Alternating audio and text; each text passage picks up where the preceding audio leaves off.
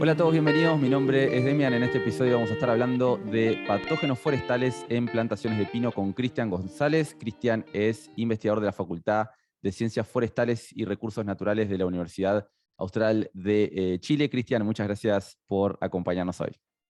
Hola Demian, gracias a ti por invitarme.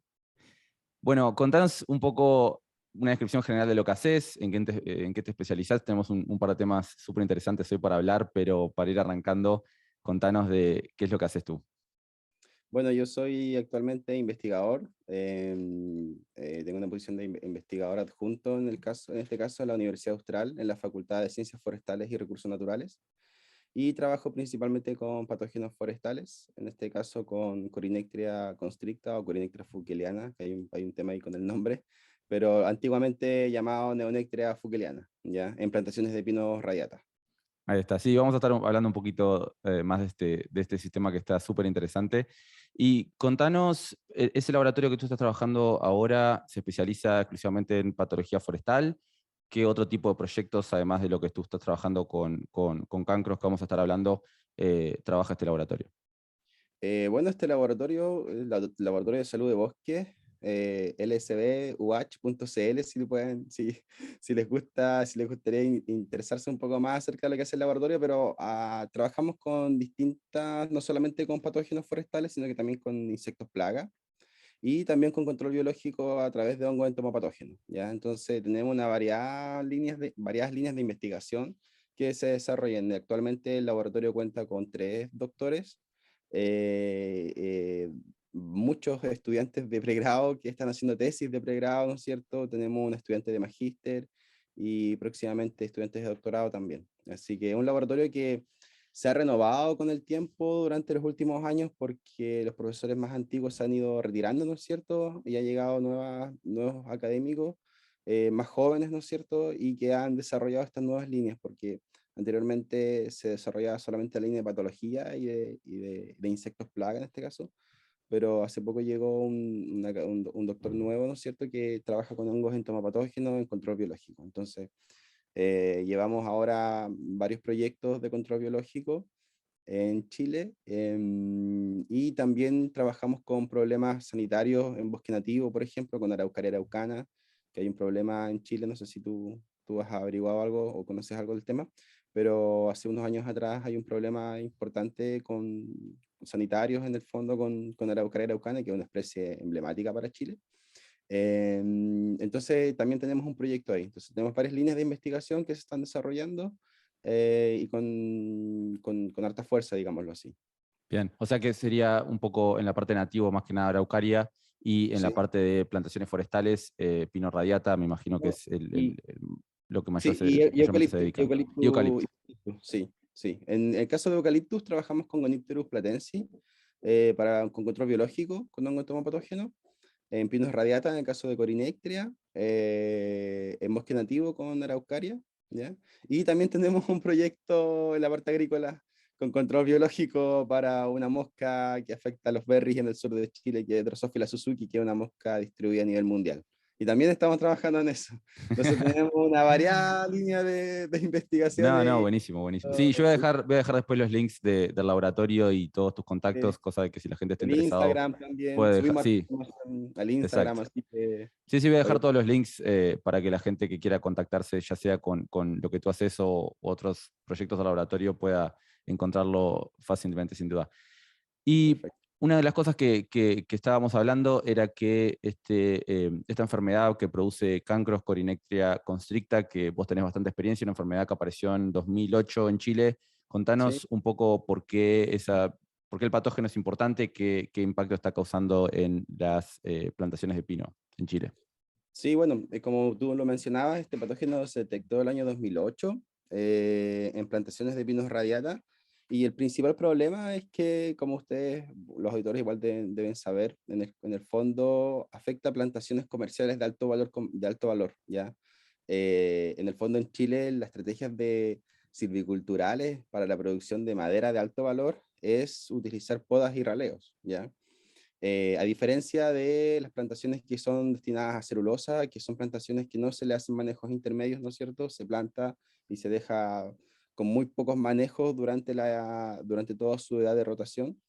Y en este caso, el hongo llegó y afectó principalmente a plantaciones de alto valor, ¿ya? Donde los propietarios y las empresas forestales generan medidas silviculturales de alto costo, por ejemplo, las podas, los raleos, que se hacen 3 o 4 podas, intervenciones de podas y raleos. Entonces, en ese sentido, el daño que causa, estos cancros que causan, ¿no es cierto?, en las plantaciones, generan un detrimento importante a nivel económico, porque en el fondo la plantación ya no sirve para el objetivo que fue destinado a plantarla, ¿ya? Entonces, cuando se detectó este problema y se empezó a ver que la extensión era bastante importante a nivel país, muchos propietarios, medianos propietarios, digámoslo así, decidieron cortar sus bosques y plantar eucaliptus, ¿ya? Mm. Porque no se sabía realmente cuáles eran las estrategias que podían servir para poder combatirlo, porque en el fondo se aplicaron varias estrategias, como hasta incluso pintar, podar las podas, colocar un protectante, ¿no es cierto?, un fungicida, pero aún así los resultados no eran positivos.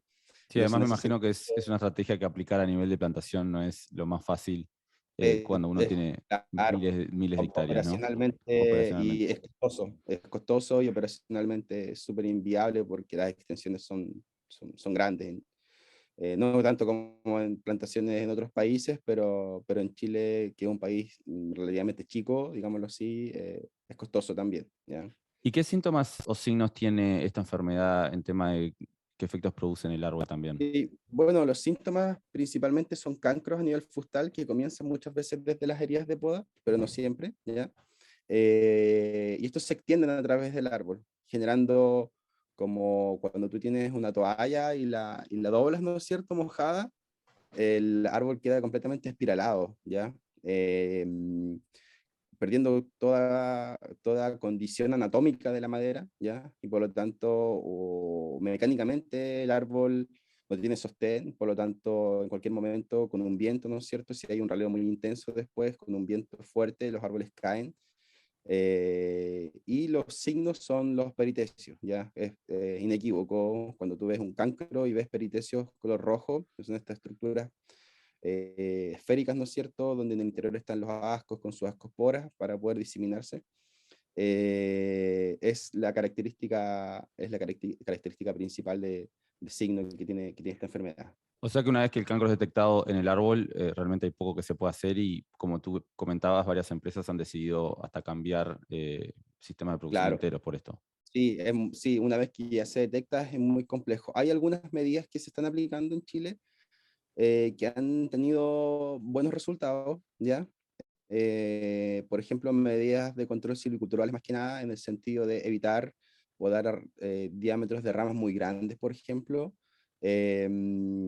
generar raleos tempranos, en el sentido de que los árboles que están más afectados sean eliminados rápidamente del rodal, para evitar la cantidad de inóculo que pueda generar ese árbol también, y dejar los árboles que tienen cancros más pequeños, ¿ya?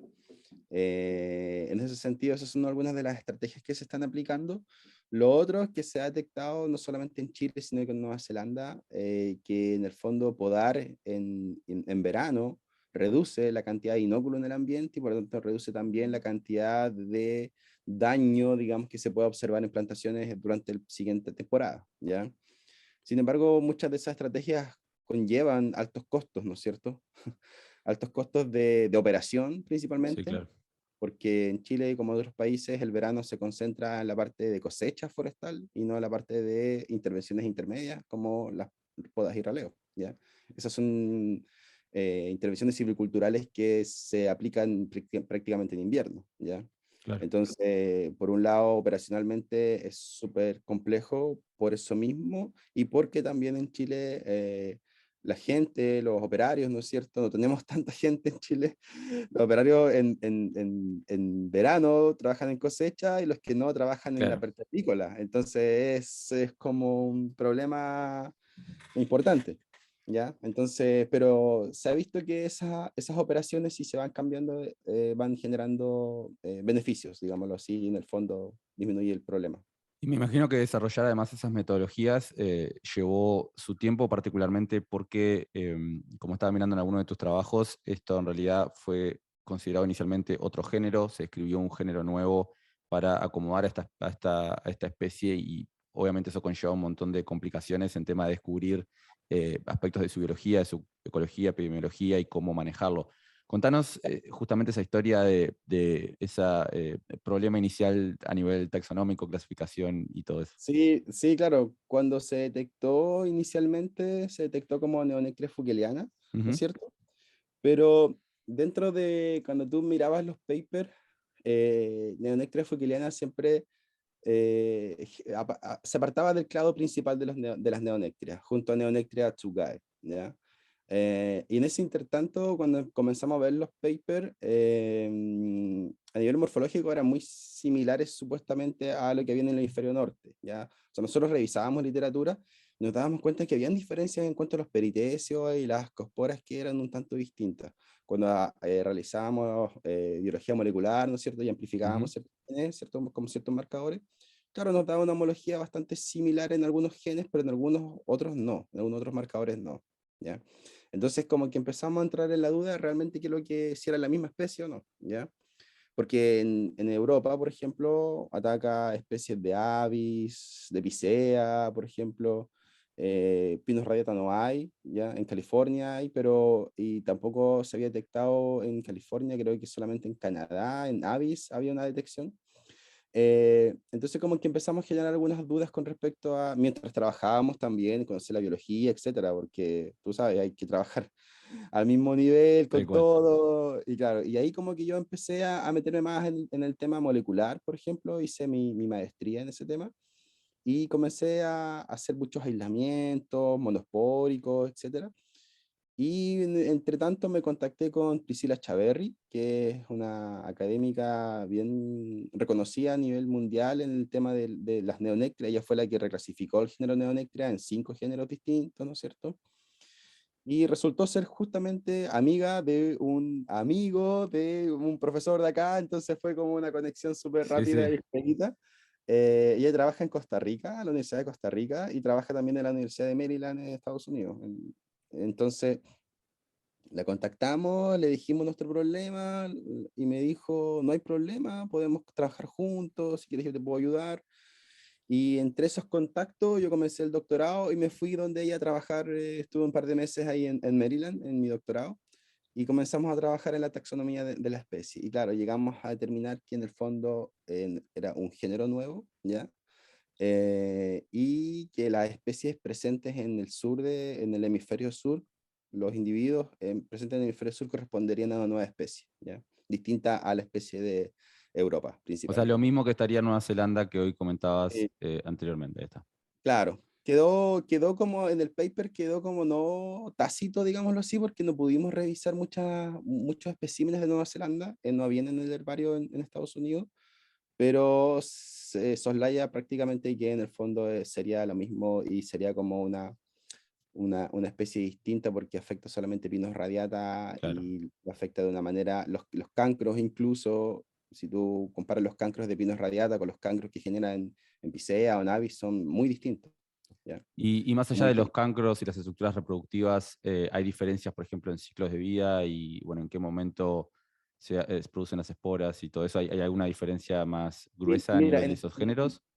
en Europa hay pocos estudios con respecto al ciclo de vida, ¿ya? Ujú, Hay poca información también con respecto al ciclo de vida, ¿ya? Se cree que es un tanto similar, ¿ya? No es ok. muy distinto, pero no hay mucha información. Nosotros acá en Chile hicimos un ciclo de vida tentativo, digámoslo así, Ujú, eh, pero nos falta ajustar algunos periodos de tiempo más que nada. Hicimos como un esquema general de cómo sería el ciclo de vida, pero no con tiempos específicos, digámoslo así. Igual hicimos un estudio bien detallado con respecto al desarrollo de los peritecios en terreno, cuánto tiempo se demoraba, la asociación también entre cilindrocarpon, cilindroides y corinectea, porque ahí hay tiene dos anamorfos y tiene un teleomorfo, entonces y ese anamorfo no lo podíamos encontrar y fue una investigación bien larga para poder encontrarlo en terreno porque claro. era un esporodoquio que era súper difícil de encontrar, era muy pequeño, se confundía con la resina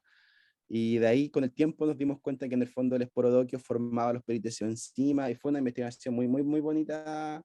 Y hay un esquema de imagen en el paper que es fantástica, la encuentro yo, porque te demuestra claramente cómo una estructura asexual luego se transforma en una estructura sexual, ¿ya? Eso es poco visto en la literatura, generalmente te hablan del sexual y el asexual y el sexual, pero nunca te dicen cómo se relacionan, es decir, qué pasa ahí, por qué aparece uno después del otro, aparecen en distintas posiciones, en distintas circunstancias.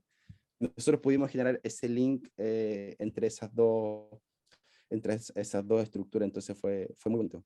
No, no, buenísimo. Sí, y sé muy bien la imagen que estás hablando, que está muy buena, que me llamó la atención tal cual. ¿Y Sí, vieron alguna diferencia entre, digo, Chile tiene una superficie bastante grande y se mueve bastante en lo que es de norte a sur en Sudamérica? ¿Hay alguna diferencia en el ciclo que hayan observado en este patógeno o más o menos funciona todo igual a lo largo de la extensión del país? sí, mira, principalmente en Chile las plantaciones van de la región del Biobío, digámoslo así, en gran magnitud, ¿no es cierto? Porque hay un poco más arriba, Ujú. y se extiende hasta la región de los lagos. Eso aproximadamente son como 400 kilómetros, Ok, ¿ya? En cuanto a latitud, ¿ya? Y principalmente el hongo, las plantaciones comerciales de alto valor, digámoslo así, ¿no es cierto?, donde se genera madera de alto valor, son principalmente las que están ubicadas en la orilla de la costa, ok. ¿ya? Hacia el Pacífico, ¿ya? Entonces, es una superficie extensa, pero aún así las condiciones climáticas son bien similares. No hay unas diferencias tan significativas, digámoslo así, porque la influencia marítima es relevante en toda la costa de Chile, desde la parte sur de Chile, digámoslo así, donde están las plantaciones. Entonces las diferencias en el ciclo de vida no son muy relevantes, ¿ya? Eso sí que, claro, mientras más al norte, los peritéceos son de una calidad distinta, son un poco más chicos, ¿no es cierto? Tienen menos cantidad de ascosporas, son menos viables en el tiempo. En cambio, cuando tú vas avanzando hacia el sur de Chile, en la costa hacia el sur de Chile, los peritéceos son más grandes, hay mayor cantidad de peritéceos, se generan mayores cantidades de estructuras sexuales por la cantidad de humedad, ¿no es cierto? Es un hongo que en el fondo Ujú.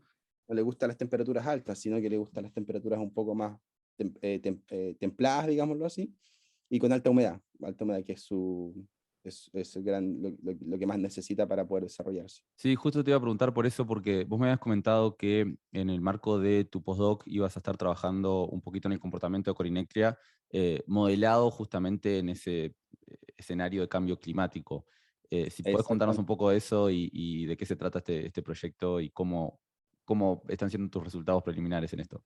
Sí, mira, todavía no hay muchos resultados, estamos comenzando recién este año, me adjudiqué este año un postdoctorado, un financiamiento, ¿no es cierto?, para Ujú. seguir con esta línea de investigación, porque quedaron aristas aún pendientes, ¿ya? Hay aristas súper relevantes pendientes en el sentido de, estoy abordando dos aristas muy relevantes, que una corresponde a que se dice que el hongo no necesariamente es un patógeno como tal, sino que también se puede comportar como un hongo endófito en ciertas condiciones, ¿ya?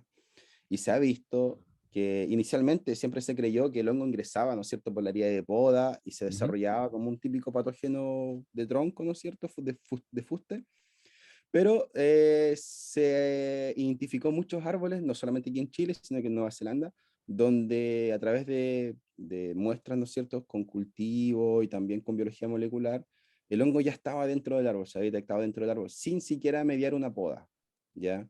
Entonces, como que todos quedamos así como, wow, ¿qué está pasando aquí? Si todo el paradigma era de que en el fondo el hongo ingresaba por la herida de poda, se desarrollaba como un patógeno típico, pero esa teoría está en veremos porque ¿qué pasa con esos árboles que no tienen poda y tienen el hongo dentro?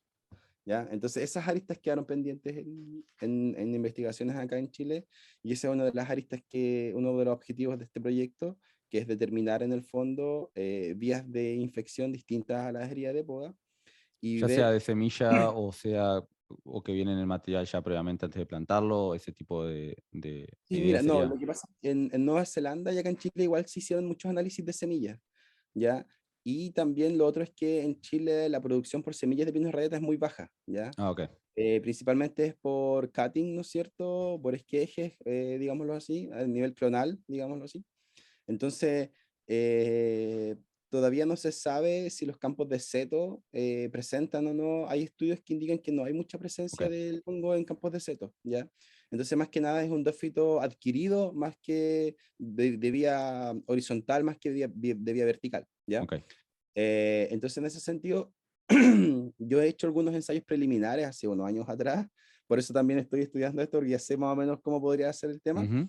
Y claro, descubrí ensayos preliminares que no están publicados, que los tengo guardados en el fondo, porque ahora queremos, porque tuvieron algunos problemas los ensayos, pero sí tuvieron algunos resultados interesantes, que el hongo sí podía ingresar por otras vías que no eran necesariamente las áreas de poda, ¿ya? Entonces, y la poda, más que nada, se relaciona al estrés que genera en el árbol, ¿ya? Porque sabemos que en el fondo cuando uno poda un árbol se genera un estrés Claro. inmenso en el árbol. Entonces, hay muchos patógenos que en el mundo se han reclasificado más que patógenos, se han determinado que son hongos que permanecen de una u otra manera dentro del árbol y que bajo ciertas condiciones de estrés el hongo se manifiesta de manera externa generando los daños o los problemas que nosotros vemos y reproduciéndose, que en el fondo Ujú. el hongo detecta que hay una condición de estrés en el árbol, un cambio hormonal, ¿no es cierto? Y por lo tanto reacciona a ese cambio reproduciéndose y generando los daños que nosotros podemos ver. Entonces, esa es más que nada la hipótesis del proyecto en ese Perfecto. sentido, para poder determinar realmente cómo actúa la poda en este caso, qué es la poda, o sea, ¿la poda es la vía de ingreso o es la vía del estrés para que el hongo se manifieste externamente? ¿Ya? Entonces eso es súper relevante. Y por otro lado, lo que tú mencionabas también, bajo todo este tema del escenario de cambio climático, ¿no es cierto? En Chile hay varios proyectos que se están desarrollando para ver cómo las plantaciones en Chile van a evolucionar en el tiempo y cómo se van a adaptar en el fondo a este escenario de cambio climático. ¿Ya? Como tú bien mencionabas, Chile es un extenso país, ¿no es cierto?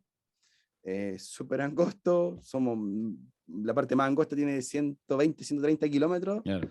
y la parte más ancha debe tener 200, 150, si mal no me equivoco, ¿ya?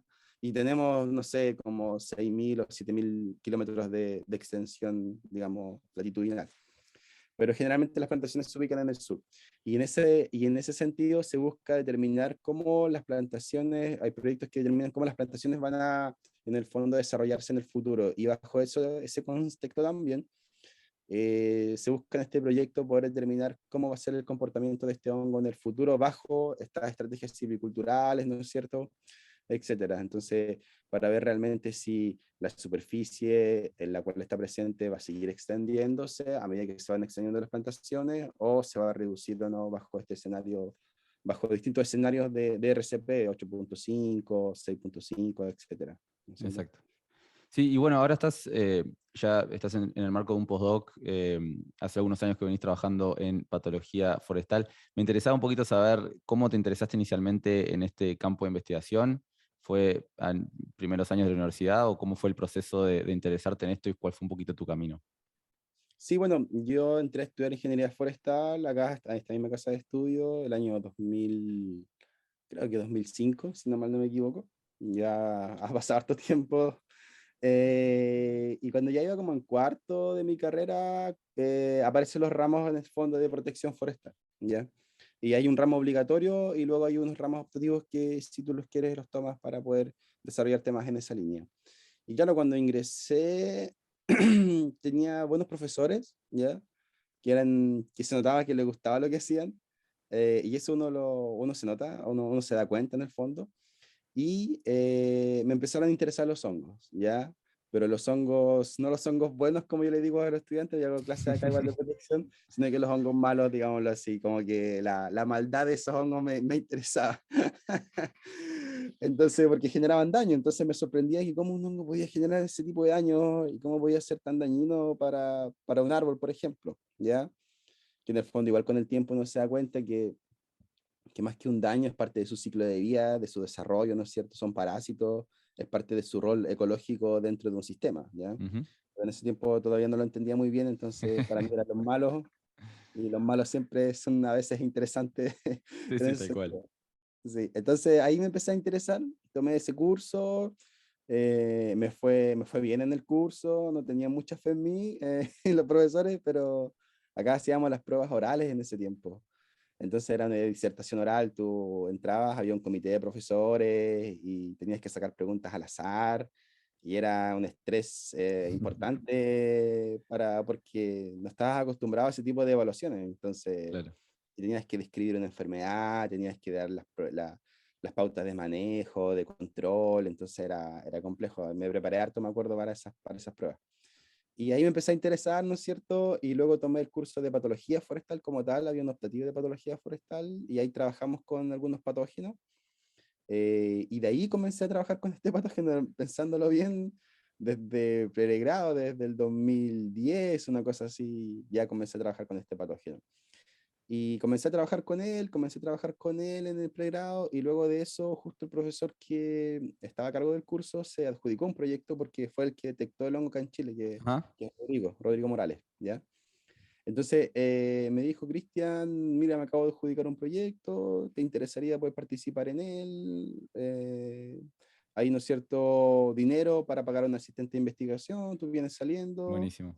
Entonces yo dije, ya, me interesa. Y él también tuvo la visión de decirme, igual me dijo, pero no quiero que solamente trabajes en el proyecto, quiero que hagas una maestría. Ah, perfecto, le dije yo, puedes trabajar y puedes hacer la maestría al mismo tiempo. Necesitamos que te especialices en esto, me dijo, en biología molecular principalmente, porque en el laboratorio no hay nadie que trabaje en eso y es lo que necesitamos hoy en día sí o sí para poder hacer cualquier estudio de descripciones, de filogenia. Entonces, sí, seguí la línea, sí, se me dio todo, se me abrieron las puertas y No, seguí. no, buenísimo, buenísimo. Sí, bueno, ya hace bastantes años que estás trabajando en este sistema, claramente, y tenés varios trabajos publicados en este tema también. Eh, Contanos también, si bien todas muchas de las cosas buenas que han pasado y muchas de las experiencias que has tenido, cuáles han sido también algunos de los desafíos en tema de trabajar en patología forestal en este sistema o en el contexto económico y también continental, ¿no? ¿Cómo ves esa experiencia tuya de haberte formado y también has tenido experiencia internacional de trabajar en otros laboratorios? ¿Cómo eso enmarcó tu carrera también? Sí, bueno, algunas de las dificultades de trabajar en patología, ¿no es cierto? Que en el fondo trabajo con organismos vivos, ¿ya? Y eso es lo, eso es lo más complejo. Mira, nosotros generalmente yo hago muchos ensayos, pruebo con plantas. De hecho, ahora vamos a montar un ensayo bien grande con muchas plantas. Y la experiencia me demuestra que hay que tener tanto cuidado porque de repente se mueren, pasa cualquier imprevisto, las cepas, hay problemas a veces, entonces, pucha, sí, hay dolores de cabeza importantes cuando uno trabaja con organismos vivos y Sí, sobre todo cuando uno hace ensayos de patogenicidad, pero, uy, yo me comprometí ahora a hacer varios ensayos de patogenicidad y yo sé que es harto trabajo y es complejo porque las plantas a veces uno las trata tan bien que llegan a morirse porque uno las trata tan bien. Entonces, uno quiere tal tenerlas lo cual. mejor posible, darles la mejor cantidad de nutrientes, de agua, de luz, de temperatura, controlar casi todo, pero al final las plantas igual se mueren porque aparece algo, aparece esto otro. Entonces, es complejo, ¿ah? Es complejo. Hay que, por eso te digo, yo hice muchos ensayos anteriormente y muchos no se resultaron muy bien y otros sí con algunos resultados interesantes, pero que no se pueden publicar porque el N no es el suficiente, por ejemplo, hubieron problemas en la metodología, etcétera. Entonces, es complejo a nivel para trabajar en patología, es complejo. Hay que tener harta paciencia en el laboratorio y en el campo, pero es lo bonito también, se generan muchos desafíos que tú día a día tienes que ir pasando, ¿ya? Entonces, eso es lo que igual me gustó a mí, que se generan muchos desafíos. Y lo otro es que tienes que también saber mucho de la parte productiva y tienes que saber mucho del manejo del bosque. Es decir, que tenía un profesor que me decía, tú como patólogo forestal tienes que conocer todo el ciclo forestal, porque nosotros intervenimos en todo el ciclo forestal. Yo siempre le digo a los estudiantes lo mismo.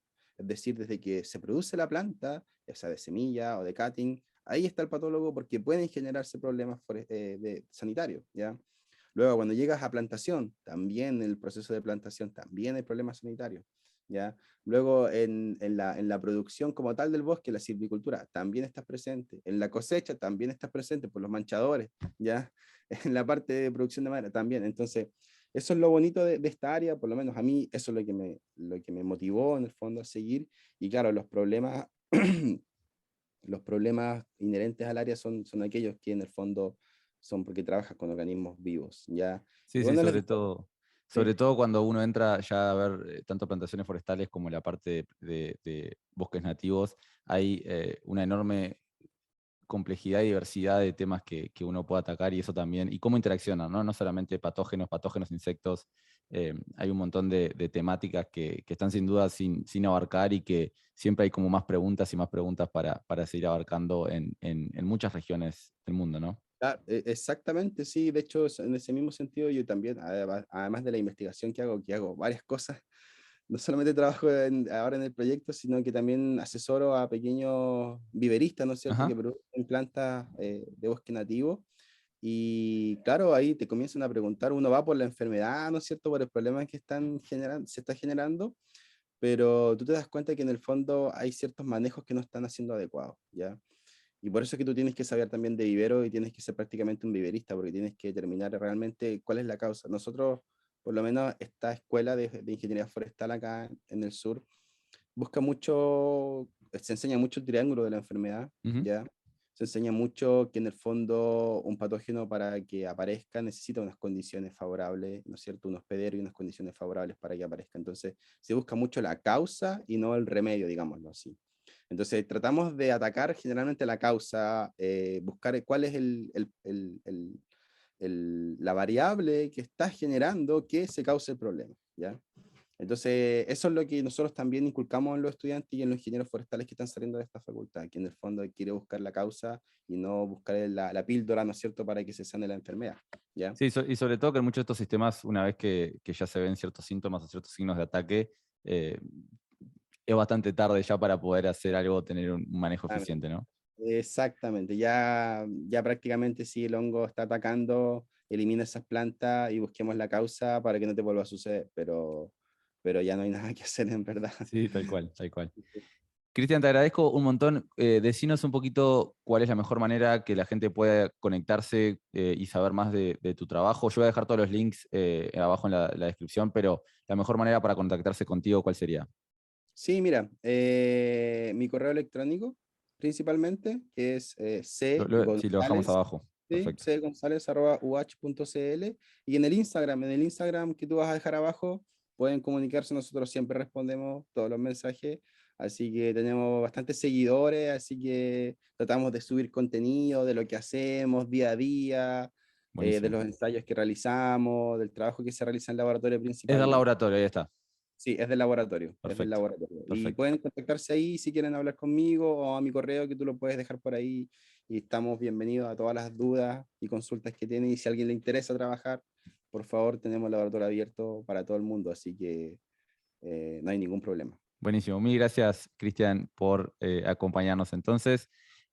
Vamos terminando este episodio. Como siempre, muchas gracias por escuchar. Les voy a dejar todos los links relevantes que contaba hoy Cristian en las notas del episodio. Por supuesto, si te interesó lo que escuchaste, te invito a que te suscribas, dejes un review también. Muchas gracias nuevamente y nos reencontramos en el próximo episodio.